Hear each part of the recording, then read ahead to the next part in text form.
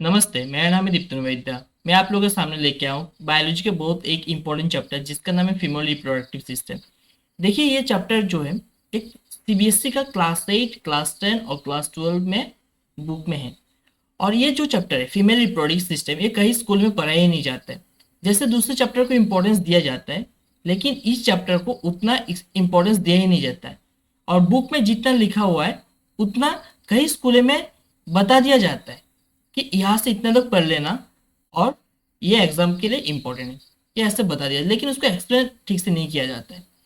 इसके पीछे बहुत सारे रीजन है, लेकिन ये जो एक्सप्लेनेशन है इस टॉपिक के बारे में आप लोगों को जानना बहुत ज़रूरी है, क्योंकि ये जो चैप्टर है आप लोगों का रियल लाइफ में भी बहुत इंपॉर्टेंट है, एग्जामिनेशन के लिए बहुत इंपॉर्टेंट है। चलिए शुरू करते हैं। यह है एनसीईआरटी बुक्स में दिए गए कुछ पार्ट्स। ठीक है, यह है एनसीईआरटी बुक्स में दिए गए कुछ पार्ट्स। ये एनसीईआरटी बुक्स में आपको मिल जाएगा और ये जो है ये भी आपको मिल जाएगा। चलिए शुरू करते हैं। जैसे कोई भी एक ऑर्गेनिजम्स पैदा होते हो या बॉर्न होते हो, वो एक फीमेल और एक मेल के हेल्प से ही बॉर्न होते हैं। देखिए शुरू करते हैं। New life begins when an egg from a women is fertilized by a sperm of a man. Egg of a women और स्पर्म ऑफ ए मैन जब एक दूसरे के साथ जब फर्टिलाइज होगा, फर्टिलाइज मतलब कि एक एग के साथ एक स्पर्म का फर्टिलाइजेशन होने को कहते हैं, सॉरी मीटअप को कहते हैं फर्टिलाइजेशन। देखिए ये जो एग फ्रॉम वुमेन और स्पर्म फ्रॉम मैन है, ये एक दूसरे के साथ फर्टिलाइज होके या मीट होके कोई भी एक ऑर्गेनिजम्स का फॉर्मेशन करते हैं, या जैसे कि ह्यूमन बेबी का जो फॉर्मेशन करते हैं इसी प्रोसेस से दूसरे एनिमल अपने टाइप्स का स्पेसिस को ऐसे ही फॉर्मेशन करते हैं। देखिए ये जो एग जो है ये एक फीमेल ग्रेमेट है और स्पर्म जो है वो एक मेल ग्रेमेट है। और ये जो एग है, एग फीमेल का बॉडी में ओवर से फॉर्मेशन होता है, फॉर्म होता है, और जो स्पर्म है वो टेस्टिकल से फॉर्मेशन होता है। ये जो ओवरी जो है वो फीमेल का पार्ट है और टेस्टिकल जो है वो मेल से फॉर्मेशन होता है। और ये जो ओवरीज और टेस्टिकल्स ये एक सेक्स हार्मोन है।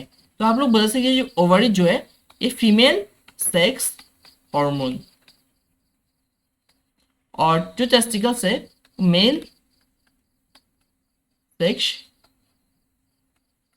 हार्मोन है। ठीक है, तो देखिए जो फीमेल रिप्रोडक्टिव सिस्टम है ये है इंटरनल ऑर्गन्स इस पिक्चर में दिया गया है, और ये एक्सटर्नल ऑर्गन्स।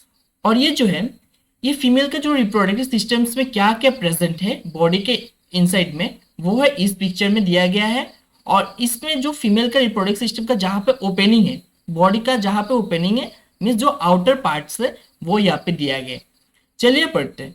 जो फीमेल रिप्रोडक्टिव सिस्टम है उसमें टू टाइप्स के वजह से दो टाइप्स ऑफ ऑर्गन्स होते हैं, एक होता है इंटरनल और एक होता है एक्सटर्नल जेनिटल ऑर्गन्स। तो देखिए इंटरनल ऑर्गन्स में क्या क्या प्रेजेंट होता है। एक तो होता है ovary, fallopian tube, uterus, cervix और वेजाइना। ये होता है हम लोग का इंटरनल ऑर्गन्स। और जो एक्सटर्नल ऑर्गन्स है जैसे कि आप लोग देख सकते हैं यहाँ से इतना तक इंटरनल ऑर्गन्स के बारे में दिया गया है। और जो एक्सटर्नल ऑर्गन्स है उसमें क्या क्या है, vulva, labia majora, labia minora, clitoris और बार्थोलिस ग्लैंड्स ये प्रेजेंट होता है। और ये होता है फीमेल का बॉडी का जो ओपनिंग है वही है ये वाला पिक। ठीक है, तो देखिए अभी हम लोग इन जितना भी कुछ है, जितना भी पार्ट्स है, हर एक पार्ट्स को हम लोग अच्छे से एक्सप्लेन करते हैं। ये जो ओवरी है, ओवरी होता है ये वाला पार्ट। ठीक है, और ये वाला पार्ट्स में आप लोग जान लेना, इसमें हम लोग जब जो भी अगर लड़की जब पैदा होते हैं इसमें बहुत सारे एग्स रहता है, प्रेजेंट होता है। वो टाइम टू टाइम वो मेच्योर होके रिलीज होते रहते हैं। इसमें बाय बर्थ इसमें बहुत सारे एग्स प्रेजेंट रहते हैं, लेकिन वो मेच्योर नहीं होते। तो जब उसका लाइफ टाइम में हर एक महीना एक एक एग्स मेच्योर होते रहते हैं। और पहला मंथ में अगर इस साइड से एग रिलीज हुआ तो सेकेंड मंथ में इस साइड से एग रिलीज होगा। अगर थर्ड मंथ यहाँ से हुआ फोर्थ, तो फिर वो क्या करते हैं, ऑल्टरनेटिव वॉइस में एग्स का रिलीज होता है। तो फर्स्ट मंथ में अगर यहाँ से हुआ, सेकेंड मंथ से यहाँ से, थर्ड मंथ से यहाँ से हुआ, फोर्थ मंथ से यहाँ से होते हैं। तो ओवरीज क्या होता है, ovaries are the two small almond shape glands. ये आलमंड शेप का होता है, आलमंड मीन्स ऐसा एक फ्रूट जैसे ही होता है, एक सीड्स होता है, नॉट फ्रूट, एक सीड होता है, उसका शेप का है। Glands located on either side of uterus, और ये होता है यूटेरस, यूटेरस का साइड में प्रेजेंट होते हैं, ठीक है। और इसमें किस किस का होता है, इसमें जो एग जो प्रेजेंट रहते हैं, मैंने बोला वो एग्स क्या करते हैं, मैच्योर होते हैं, मैच्योर होकर रिलीज होते हैं। और इसमें जो हार्मोन्स है, फीमेल हार्मोन्स है, वो भी प्रोड्यूस होते हैं, जो ईस्ट्रोजन और प्रोगेस्ट्रोजन, ठीक है। उसके बाद देखिए जो फैलोपियन ट्यूब, फैलोपियन ट्यूब में जो जिस पाथ से ये एग ओवरिज तक आता है उसे हम लोग कहते हैं fallopian tube. The fallopian tubes are the two thin tubes that extend from ovaries to the uterus. ये ओवरिज से यूटेरस तक जो पाइप है, उसे यह पाथ है, उसे हम लोग कहते हैं फैलोपियन ट्यूब। और इनका काम क्या होता है, they transport the egg from the ovary to the uterus. और ये होता है एग्स को यहाँ से यहाँ पर ट्रांसपोर्ट करने का काम होता है फैलोपियन ट्यूब का। और एक बात याद रखो, सबसे इंपॉर्टेंट पार्ट जो एग्जामिनेशन में भी आ सकता है, और ये जो पाथ है, मीन्स ये जो फैलोपियन ट्यूब है, इसमें ही फर्टिलाइजेशन होता है, इसमें ही फर्टिलाइजेशन होता है। The ovaries to the uterus and provide a site for fertilization to occur। Means यही वही पाथ है जहां पे कोई भी एक एग के साथ स्पर्म का मीट होना होता है, ठीक है। फिर देखिए यूटेरस, यूटेरस मीन्स ये वाला पाइप जगह, इसको हम लोग कहते हैं यूटेरस। ये एक थैली जैसा होता है, एक बैग शेप का होता है, एक पियर शेप ऑर्गन्स होता है। पियर तो आप लोगों को पता होगा, एक फ्रूट बता सकते हो, ऐसा टाइप्स का होता है, ठीक है, इसे हम लोग पियर कहते हैं। तो देखिए ये कहाँ पे प्रेजेंट होता है, ये मेन जो फीमेल रिप्रोडक्टिव ऑर्गन है वही होता है ये वाला पार्ट, यूटेरस। इसमें सबसे इंपॉर्टेंट क्यों मैं बता रहा हूँ, बार बार मैं इसको इंपॉर्टेंट बता रहा हूँ, क्यों बता रहा हूँ, देखिए जब कोई भी एक अगर फर्टिलाइज यहाँ पे हो गया तो वो इसका सरफेस में ही स्टोर्ड रहता है, वो फर्टिलाइज्ड एग, ठीक है। और यहाँ पे फर्टिलाइज्ड होके और किसका फॉर्मेशन होता है, डेवलपमेंट ऑफ फीचर्स का फॉर्मेशन होता है। फीचर्स मीन्स जो जब कोई भी एक बच्चा पैदा होता है तो उसके जो इनिशियल स्टेज होता है, जब सबसे शुरुआती जो स्टेज होता है उसे कहते हैं हम लोग इनिशियल स्टेज। और ये जो यूटेरस का जो सरफेस है, यूटेरस का जो सरफेस है, ये टोटल 3 लेयर्स से बना होता है। एक होता है एंड्रोमेट्रियम, एक होता है मायोमेट्रियम, और एक होता है पेरीमेट्रियम, ठीक है। 3 पार्ट से बना होता है, 3 लेयर, एंड्रोमेट्रियम, मायोमेट्रियम और पेरीमेट्रियम, ठीक है। देन ये होता है सर्विक्स। सर्विक्स जो है वो एक गेट के जैसा है, वो अलाउ करते हैं किसी चीज को, किसी चीज को अलाउ नहीं करते। जैसे कि देख सकते हैं, the cervix is a lower part of the uterus that provides into the protrudes into the vagina. ये जो ये वाला पार्ट है, इसका जो लोअर हिस्सा है उससे हम लोग कहते हैं सर्विक्स, मीन्स ये वाला पार्ट को, ठीक है। तो फिर ये क्या करता है, ये जो वेजाइना का लोअर पार्ट्स होता है, यूटेरस का लोअर पार्ट्स होता है।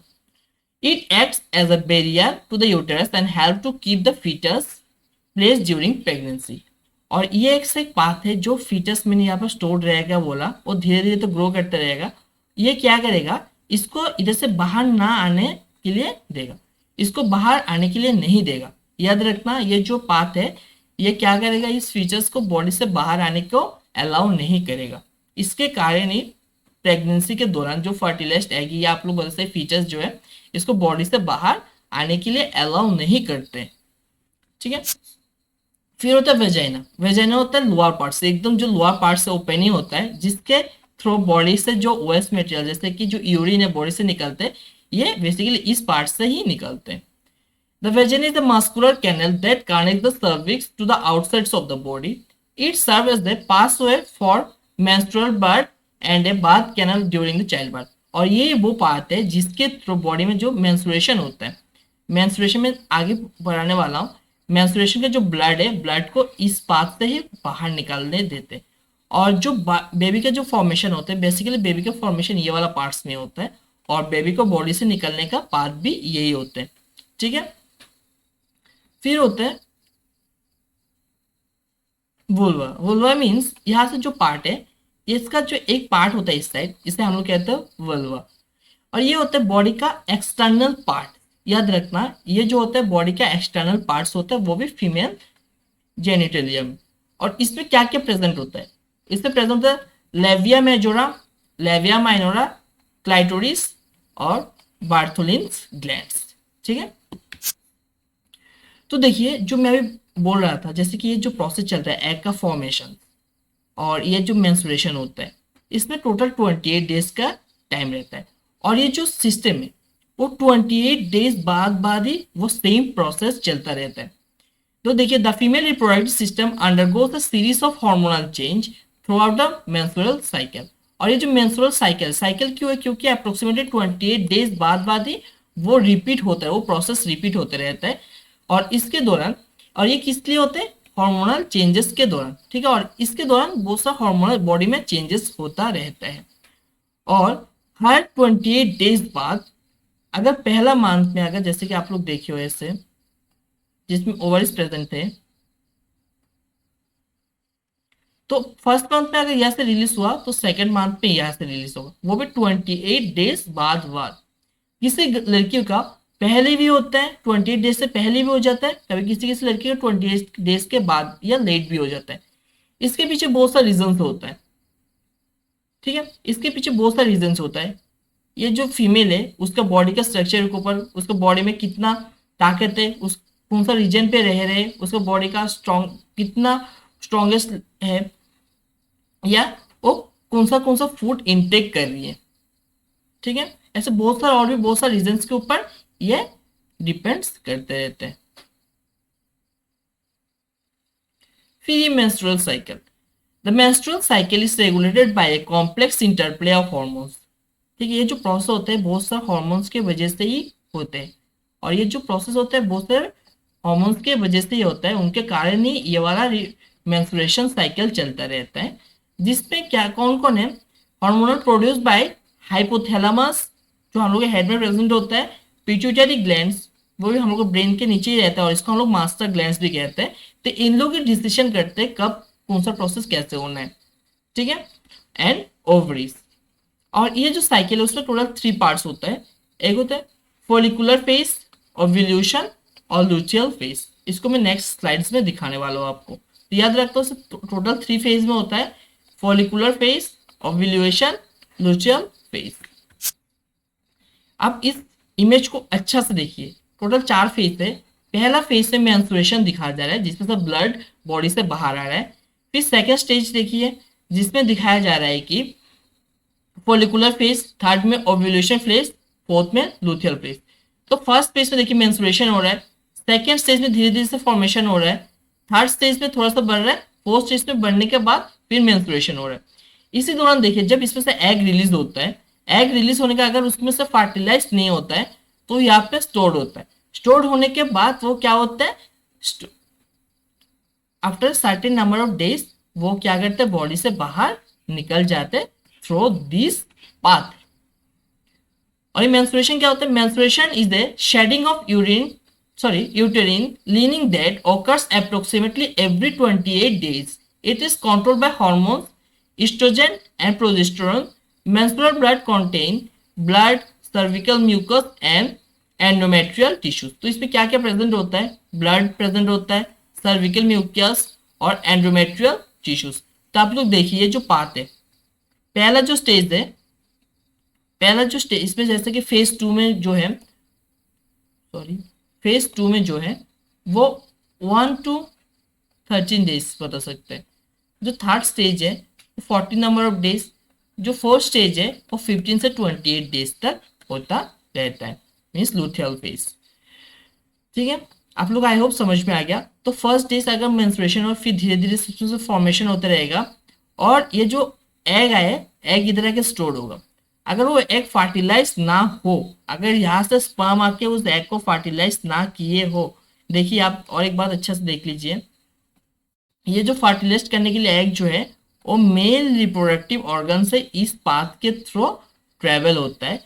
कुछ कुछ इस पाथ में भी जाते हैं, ठीक है, कुछ कुछ क्या, इसमें से ज्यादातर कहीं ना इस पूरे पार्ट्स में स्प्रेड हो जाते हैं। तो जिस तरफ से एग आए उससे कोई फर्क नहीं पड़ता, जो स्पर्म है पूरा इसमें ट्रांसफर हो जाते हैं। तो जहां से भी एग है वहां से फर्टिलाइज्ड हो जाता है, कोई भी एक स्पर्म एग को फर्टिलाइज्ड करते हैं, ठीक है। तो फर्टिलाइजेशन होता क्या है?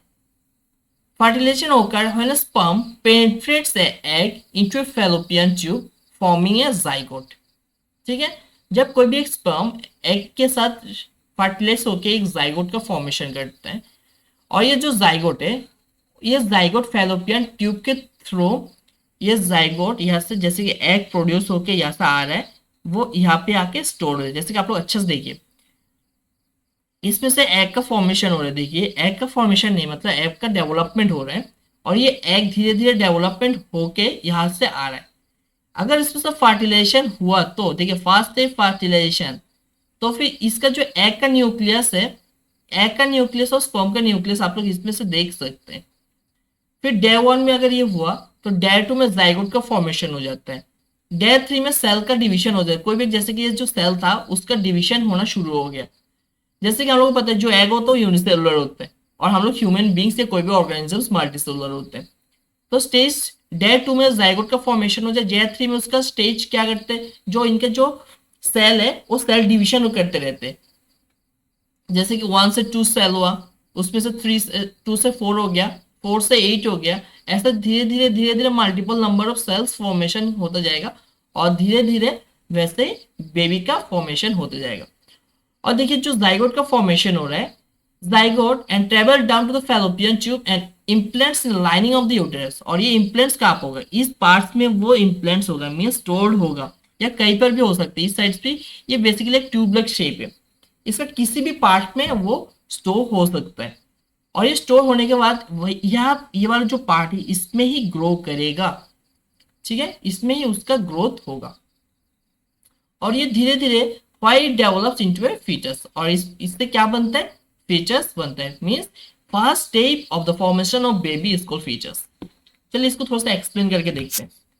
देखिए जैसे कि 2 cell stage, 4 cell stage, 8, 16 feet blastocytes, फिर फोइचर्स 5 वीक में इतना होगा, फिर धीरे धीरे 10 वीक बाद उसका आइडेंटिकल आइज लेग्स इनका फॉर्मेशन होता जाएगा। तो फिर इनका अच्छा सा फॉर्मेशन होगा, जैसे 10 वीक्स के, तो वीक्स के दौरान क्या मतलब इससे चलता ही रहता है। 40 वीक्स मीन्स अप्रोक्सीमेटली 9 मंथ्स, और after certain number of time एक कंप्लीट बेबी का फॉर्मेशन हो जाता है, ठीक है। जैसे कि आप लोग देख सकते हैं इसमें अच्छी तरह से ऐसे बेबी का फॉर्मेशन होता रहता है। ये देखिए ये होता है सर्विक्स, और ये होता है आपका वेजाइना, और ये होता है सर्विक्स, और इस पार्ट में जो बेबी का फॉर्मेशन हो रहा है, ठीक है। तो देखिए जैसे मैं मेंस्ट्रुएशन बताया क्या होता है, जैसे कि अगर कोई भी एग फर्टिलाइज नहीं हो तो फिर वो बॉडी से बाहर निकल जाता है। वो कैसे निकलता है, ब्लीडिंग के थ्रू निकल जाए, या मेंस्ट्रुअल ब्लड के थ्रू। जो मिनरेज है, जो सबसे पहले वाला जो मेंस्ट्रुएशन है लाइफ का, अगर कोई भी एक फीमेल का लाइफ का जो सबसे पहले वाला जो फर्टिलाइजेशन है, या सॉरी फर्टिलाइजेशन बता रहा हूँ, इसमें टॉपिक गलत आया है इसका, सॉरी। जो पहले वाला जो मेंस्ट्रुएशन होता है, जैसे कि वो लगभग एट द एज ऑफ 13 होता है, लेकिन कहीं कहीं जगह में देखा जाए एट द एज ऑफ 9 से ही शुरू हो जाते हैं, उससे आगे से शुरू होता है। लेकिन अगर एवरेज देखा जाए वो 13 से शुरू होना चाहिए, लेकिन ये जगह के ऊपर डिपेंड करता है, कैसे एटमोस्फेयर आप लोग रह रहे उसके ऊपर डिपेंड करते हैं, बॉडी ग्रोथ कैसे हो रही है उसके ऊपर डिपेंड्स करते हैं। जो सबसे पहला वाला जो मेंस्ट्रुएशन है, फर्स्ट मेंस्ट्रुएशन, उसे हम लोग कहते हैं मिनारेस। किसी भी एक इंसान का लाइफ का सबसे फर्स्ट मेंस्ट्रुएशन मिनारेस, उसे मिनारेस कहा जाता है। और सबसे लास्ट वाला जो आखिरी वाला जो होता है, ठीक है, आखिरी वाले जैसे कि आखिरी टाइम में जो खत्म हो जाता है, उसके बाद जो लाइफ का सबसे लास्ट जिसमें और मेंस्ट्रुएशन नहीं हो रहा है, उस दौरान उसे क्या जाता है, मेनोपॉज। और बेसिकली लोग 45 से 55 ईयर्स ऑफ एज, वो एवरेज ऐसा ही एज में वो स्टॉप्स हो जाते हैं मेंस्ट्रुएशन। ठीक है, तो देखना at the age of 9 to 10, अगर एवरेज में देखा जाए तो 13 ईयर्स ओल्ड से शुरू होगा या 13 ईयर्स एज से शुरू होगा और लगभग 45 से 55 ईयर्स ऑफ एज तक चलता जाएगा कंटिन्यू। हो सकता है इस तक कहीं पहले खत्म हो जाए, हो सकता है कहीं बाद में खत्म हो, लेकिन इस दौरान ये प्रोसेस चलता रहेगा। तो देखिए इस मेनोपॉज के दौरान जो आखिरी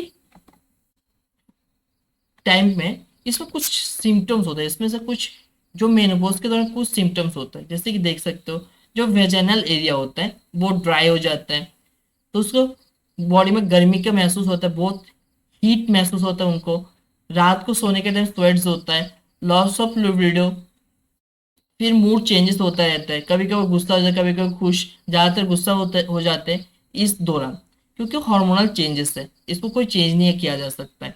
फिर इरेगुलर पीरियड्स होता है, ठीक है, हो सकता है आफ्टर 1 वीक हो सकता है, आफ्टर 10 डेज हो सकता है, आफ्टर 15 डेज पीरियड्स हो सकते हैं। फिर रात को नींद नहीं आ सकता, ऐसे भी हो सकता है, स्लीप प्रॉब्लम्स, फिर टायर्डनेस। तो इसी दौरान आप लोग क्या कर सकते हो, जैसे कोई कोई लोग स्मोकिंग करते हैं, तो स्मोकिंग को स्टॉप मीन्स ना करने से बेहतर है, तो डाइट को चेंज कर दिए,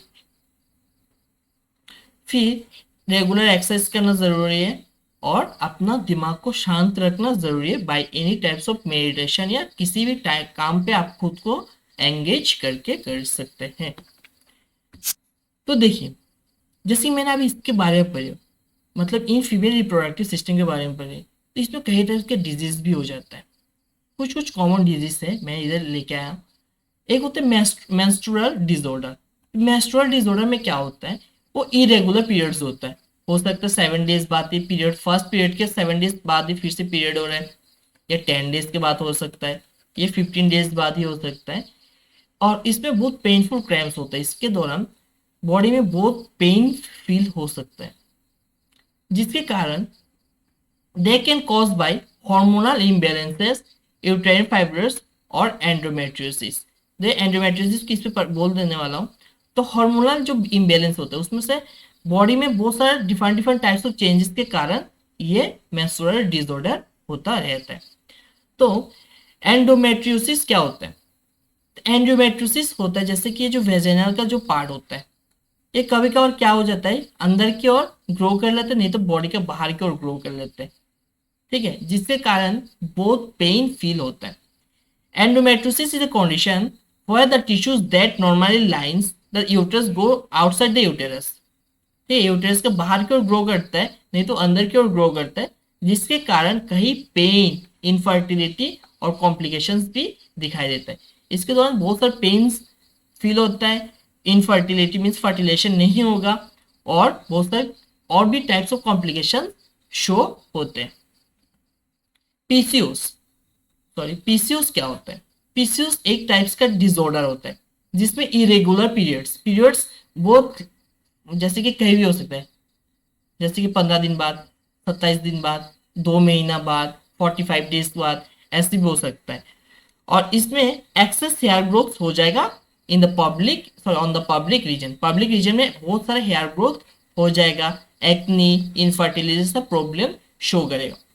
it is caused by the over production of androgens और मेल हार्मोन, और इसके कारण है बहुत सारा मेल हार्मोन का फॉर्मेशन के कारण, प्रोडक्शन के कारण होता है।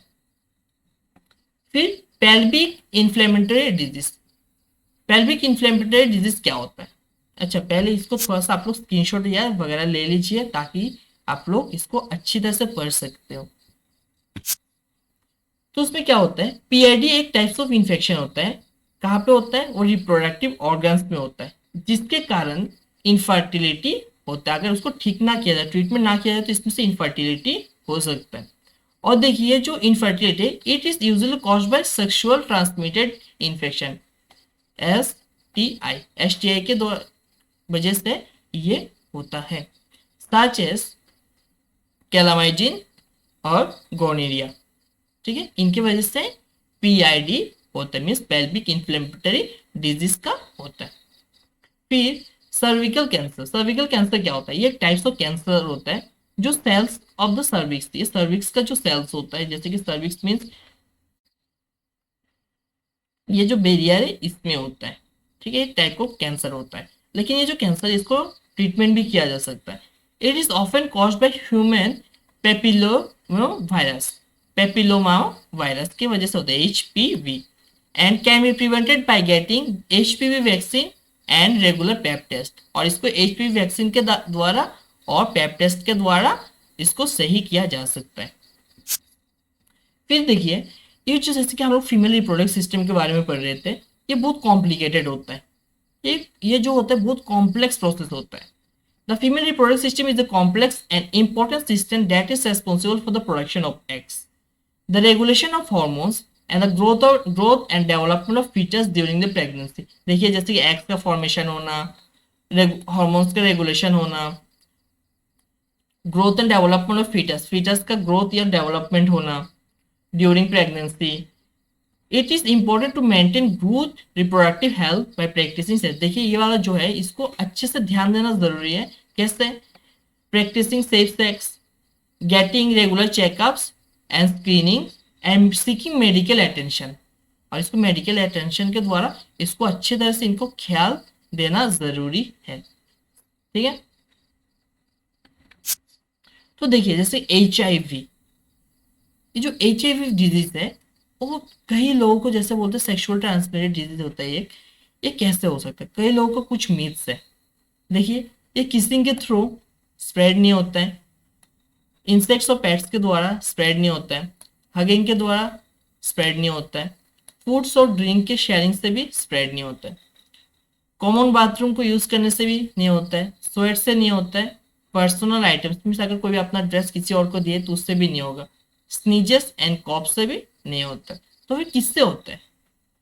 जैसे कि सेक्स विदाउट ए कॉन्डोम मीन्स इंटरकोर्स के दौरान अगर आप लोग कॉन्डोम का इस्तेमाल ना किए तो फिर इससे हो सकते हैं।